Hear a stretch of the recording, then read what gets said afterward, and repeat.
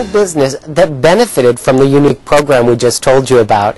It's a former tire shop that's now a destination where people in Phoenix go to get pumped up and healthy. It's the #1 New Year's resolution each year, to lose weight and get in shape. And there's a new facility in Phoenix that offers a team approach to achieve your fitness goals. You can't call the gym results only if I'm not going to bring results. Bobby Kelly is a fitness trainer with 17 years experience working with pro athletes, famous names in DC, and regular folks like you and me.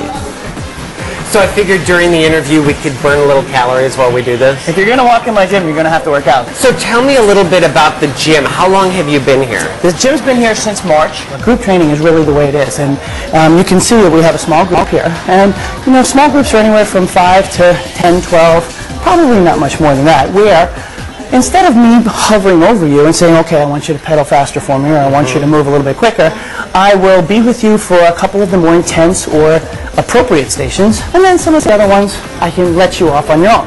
You don't need to pay me to watch you jump rope. You have to commit, you have to show up. You charge if they don't show up. Yeah, if they're not going to be here, we're going to have a problem. Because I only want a clientele who's going to walk in the door and say, okay, I've made a decision. They may not be fit, they may not be physically active yet, but they've made a decision to do that. Bobby had a clear vision of what his new facility would be. He just needed to find the right space to make it happen. And as I was driving, I found this whole place for sale, and I couldn't tell exactly what it was at first. Drove in, saw this whole tire shop, and said, I think I can turn this place into a cool gym. Transforming a 1950s-era residence turned tire shop into a gym, a process known as adaptive reuse, isn't as easy as it might seem. Often there are issues with parking, accessibility, and fire safety. I can promise you that the first 3 weeks I was sweating bullets because every person who came in to do all the surveying and all the variances and all that stuff was looking at me going, I don't have a clue. So Bobby turned to Natalie Barecki in the Development Services Department's Office of Customer Advocacy for help. The biggest challenge there was we had to do a lot of research on the permits that were previously issued.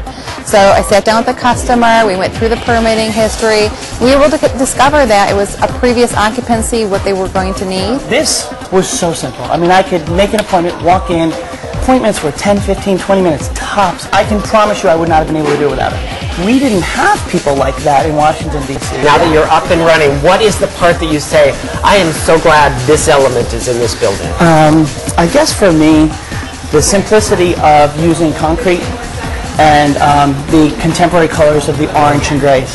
That's probably my favorite part because it's such a stark contrast from a lot of the other gyms. The original garage doors open to create a seamless indoor-outdoor space. You have the crossway. I do, and I have had, granted I haven't been here a full year yet, but I probably haven't turned any air conditioning or any heat on in months, which, you know, that's got to help. Bobby wanted to keep the feel of the original home and tire shop to show the building's journey. Old tires are used as workout props and for the floor covering.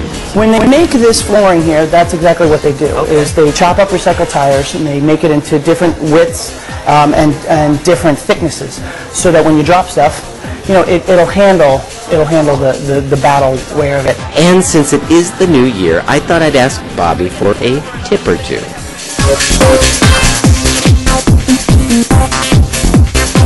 Get moving. Watch what you put in your mouth. Get a lot of rest.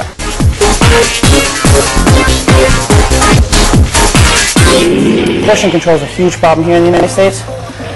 Cut up your plate before you even start. You can have a half of it then, and then bring the other half home.